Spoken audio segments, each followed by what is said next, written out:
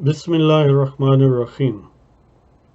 الحمد للہ رب العالمین والصلاة والسلام علی خاتم النبیین اما بعد۔ پاک ویوز ٹی وی میں محمد منشا آپ کی خدمت کے لیے آج پھر کشمیر سے بات شروع ہوگی اور ایک آزادی کے متعلق نظم جو 14 اگست پچھلے سال یعنی 2018 کو لکھی گئی تھی اب بھی اسی طرح کی صورتحال ہے تو وہ بھی پیش کریں گے، لیکن اس سے پہلے خوشکن خبریں بھی ہیں ویسے تو کشمیر کی صورتحال اسی طرح قید و بند میں سارے جو کشمیری رہنما ہیں، پہلے تو صرف رہنماؤں تک قید و بند ہوتی تھی، اب پورے عوام گویا ایک جیل میں ہیں اور کچھ صحافی نیو دہلی سے، کچھ سیاسی کارکن، کچھ ہیومن رائٹس ایکٹیوسٹ یہ گئے تھے ایک ڈیلیگیشن لے کر مقبوضہ کشمیر میں وہاں کی صورتحال کو براہ راست دیکھنے کے لیے، اور انہوں نے وعدہ کیا تھا کہ وہ وہاں کی تصاویر ویڈیوز وغیرہ لوگوں کو دکھائیں گے واپسی پر، لیکن جب وہ واپس آئے پریس کلب آف انڈیا میں جب یہ فنکشن ہونے لگا تو وہاں کی انتظامیہ نے ان کو روک دیا اور وہ تصاویر، وہ خبریں، وہ ویڈیوز شیئر نہیں کرنے دی، اور انہوں نے پھر بذریعہ ای میل لوگوں تک پہنچائیں۔ ان میں انہوں نے تصدیق کی کہ وہاں پر ظلم و تشدد سیکیورٹی فورسز کر رہی ہیں، انڈین افواج نے وہاں گویا ہر قسم کی آزادی جو ہے وہ سلب کر رکھی ہے، عید پر بھی کوئی عملی طور پر چھوٹ نہیں دی گئی، لوگوں کو مجبور کیا گیا کہ اپنے گھروں میں یا اس کے ارد گرد نماز ادا کریں، کوئی جامع مسجد وغیرہ میں جانے سے روکا گیا، تو یہاں تک کہ پیلٹ گنز کے زخمی اور باقی زخمیوں کی تصاویر بھی تھیں جو ظاہر ہے ریلیز نہیں کرنے دی گئی۔ وہ پیلٹ گنز جس کے ذریعے پہلے بھی کئی یعنی سینکڑوں لوگوں کو نابینا کیا گیا، بچوں کو، ینگ لوگوں کو، لڑکوں کو، خواتین کو، تو یہ آن گراؤنڈ صورتحال ہے۔ لیکن دوسری طرف مثبت خبر نسبتاً یہ ہے کہ یو این سیکیورٹی کونسل نے پاکستان کے خط پر یا پاکستان کی ڈیمانڈ پر سیکیورٹی کونسل کا اجلاس بلا لیا۔ سیکیورٹی، یہ یاد رہے کہ سیکیورٹی کونسل جو یونائٹڈ نیشنز کی ہے اس کے 15 ممبر، 5 پرماننٹ، 10 نان پرماننٹ، اور نان پرماننٹ جو ہیں وہ عموماً 2 سال کے لیے منتخب ہوتے ہیں، پرماننٹ ہمیشہ کے لیے ہوتے ہیں، اور اس کی پریزیڈنسی جو ہے وہ جو ممبر سٹیٹس ہیں الفابیٹیکل آرڈر میں ہر ملک کو 1 مہینے کے لیے ملتی ہیں۔ اس وقت پولینڈ کے پاس ہے، یعنی اگست 2019 میں، اور سپتمبر 2019 میں یہ روس کے پاس ہوگی، تو روس کا رویہ کوئی ظاہر ہے ایسا ہوگا کہ یہ اتفاقاً ہے کہ پولینڈ کے پاس تھی، تو شاید اس وجہ سے ہمیں یہ موقع مل گیا ہے، چلو کسی بھی حوالے سے صحیح کچھ نہ کچھ مثبت ڈیولپمنٹ ہوئی ہے۔ تو اب اس کا اجلاس ہوا ہے، یہ ایک فرسٹ سٹیپ ہے، ایک ہوپ فلنس ہے، لیکن عملی طور پر بات یہ ہوگی کہ جہاں اگر وہ سیکیورٹی کونسل کوئی ریزولوشن سر نو کشمیریوں کے حق میں یا پاکستان کے موقف کے حق میں پاس کرتی ہے اور اس کی پریکٹیکل امپلیمنٹیشنز کا بھی کوئی میکانزم طے کرتی ہیں، ورنہ خدا نخواستہ امکان یہی ہے کہ کوئی گروہ، کوئی جو 5 پرماننٹ ممبر ہیں ان میں سے کوئی نہ کوئی ویٹو کر دے گا یا اس ریزولوشن کی اتنا ڈائلیوٹ کر دے گا کہ وہ ہومیوپیتھک ٹائپ ہو جائے گی، اس کا کوئی فائدہ نہیں ہوگا۔ تو دیکھتے ہیں کیا بنتا ہے، لیکن سو فار بہرحال یہ ایک ہوپ فل بات ہے۔ اور ڈومیسٹک فرنٹ پر ایک اور ہوپ فل بات یہ ہے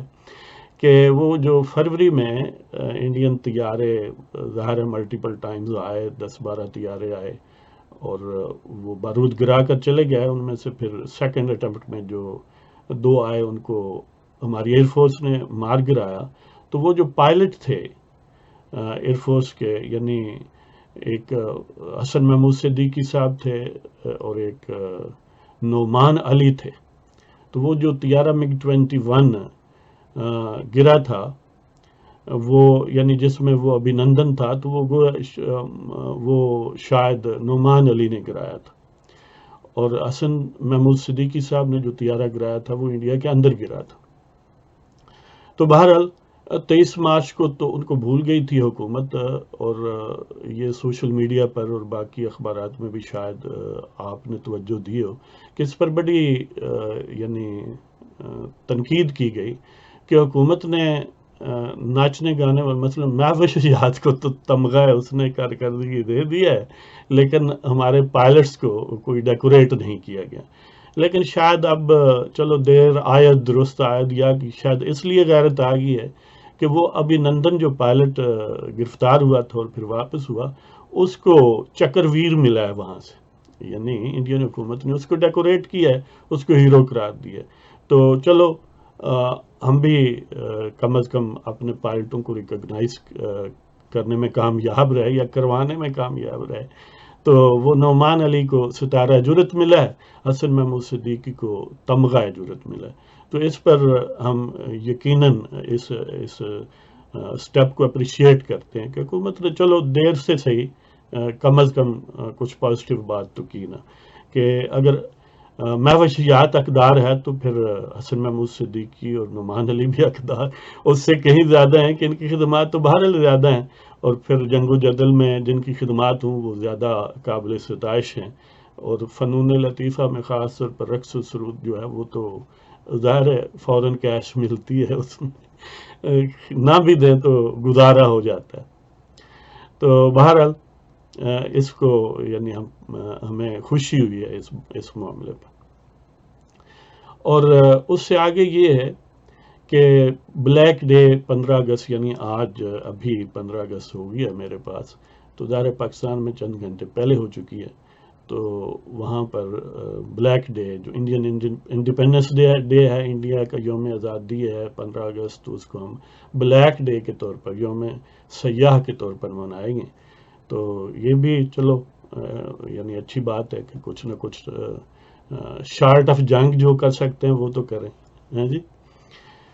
تو اس میں ہم اپنے دوستوں سے، اپنے ناظرین سے درخواست کریں گے کہ وہ بھی بھرپور حصہ لیں. چلو اس سے خون بھی گرم رہتا ہے، جلوسوں میں شرکت کریں اور زوردار نعرے بھی لگائیں. یہ بھی یعنی بہت مثبت بات ہے. یہ یوز لیس بات اگرچہ یوز لیس نہیں ہے، لیکن بے شک پریکٹیکل ایفیکٹ اس کا آگے کوئی ٹنجیبل فوراً نہ بھی ہو، لیکن کم از کم یہ جذبہ تو جوان رہنا چاہیے، یہ ایشو تو زندہ رہنا چاہیے نا. تو اس کے ساتھ ہی آپ کو وہ نظم سناتا ہوں، تھوڑی تلخ تو ہوتی ہے، ظاہر باتیں جب سچی ہوتی ہیں تو تلخ بھی ہوتی ہیں. تو یہ لکھی تو 14 اگست 2018 کو گئی تھی، لیکن کیونکہ اب بھی صورتحال اسی طرح کی ہے، اب بھی پاکستان میں جو پاکستان کے فریلی الیکٹڈ یعنی لوگ ہیں ان کو قید و بند میں رکھا جاتا ہے. اور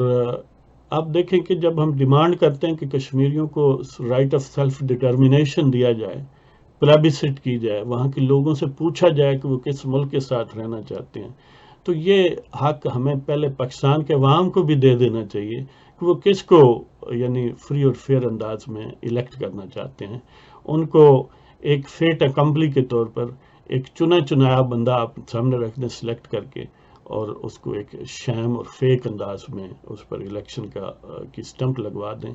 تو یہ گویا پاکستان کے عوام کو ان کے بنیادی حق اور پلیبسٹ سے محروم کرنے کی بات ہے. اس طرح ہم اپنا جو کیس ہے اس کو کمزور کرتے ہیں، کشمیر کے کیس کو بھی. اب کشمیریوں کو اگر پتہ ہو کہ وہاں پر بھی پاکستان میں بھی ایسے علاقے ہیں جہاں پر صحافیوں کا جانا ممنوع ہے، پاکستان میں بھی اگر آپ آزادی سے بات کریں گے تو آپ کا گلا گھونٹ دیا جائے گا، آپ کو اغوا کر لیا جائے گا، آپ کی ہڈیاں توڑ دی جائیں گی، یا سڑک کنارے آپ کی میت ملے گی یا نہیں ملے گی. تو پھر ظاہر ہے وہ ریلیکٹنٹ ہوں گے. تو اس لیے ہمیں پاکستان میں بھی آزادی جو ہے وہ عوام کو دینی چاہیے. اور عوام کو یہ جو ٹارنش کیا جاتا ہے، یہ جو پینٹ کیا جاتا ہے نا کہ عوام تو جاہل ہوتے ہیں جی، ان کو پتہ نہیں ہے، غلط لیڈروں کو منتخب کر لیتے ہیں، یہ اسی عوام نے یہ پاکستان بنایا تھا. یہ کسی ملٹری ایکشن کے نتیجے میں پاکستان کریٹ نہیں ہوا، یہ پاکستان کے سویلین سیاستدانوں کی قیادت میں پاکستان کہ عوام نے یہ ملک بنایا ہے، اور ملٹری بعد میں آئی ہے. اس لیے ہمیں یعنی کسی بھی قوم کو ظاہر ہے فوج کی ضرورت ہوتی ہے، لیکن فوج ایک ضرورت ہے، فوج حکمرانی جب کرتی ہے تو پھر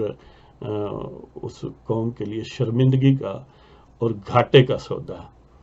تو اسی حوالے سے ہم آپ کی خدمت میں وہ نظم پیش کرتے ہیں کہ مبارک ہو تمہیں یوم آزادی کی، اس کا عنوان ہے مبارک ہو تمہیں یوم آزادی کی۔ ویسے اس کے ساتھ ہی میں یہ تذکرہ کروں کہ کل والی جو اس سے بعد یعنی ویڈیو آئے گی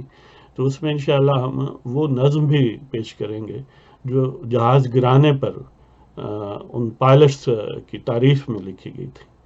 آج کیونکہ یوم آزادی ابھی اینڈ ہوا ہے تو بس میں نے اسی کو سلیکٹ کیا ہے، لیکن مجھے خوشی ہوئی ہے کہ حکومت نے وہ تمغے دیے، ان کو ریکگنائز کیا ہے، ورنہ پہلے تو ایسا بھی ہوتا رہا ہے کہ جب امریکیوں نے ہمارے 25 فوجی ایک پوسٹ پر مار دیے تو فنن تباہ کے لیے، تو ہم نے ان کی ماؤں کو بلا کے ٹی وی پر نہیں پوچھا کہ ان کو خواب تمہیں آیا تھا شہادت کا یا نہیں آیا تھا، اس کو ہم دبا گئے تھے، لیکن دوسرے لوگوں کو یعنی ڈائریکشن دے کے ڈائلاگ ان کے بلواتے ہیں ٹی وی پر۔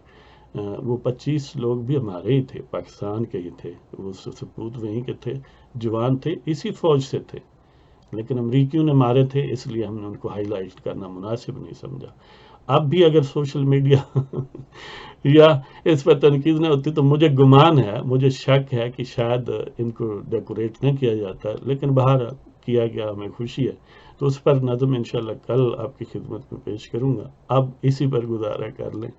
کہ مبارک ہو تمہیں یوم آزادی کی، کہ 5 صدی سے ہم پہ تہمت ہے آزادی کی،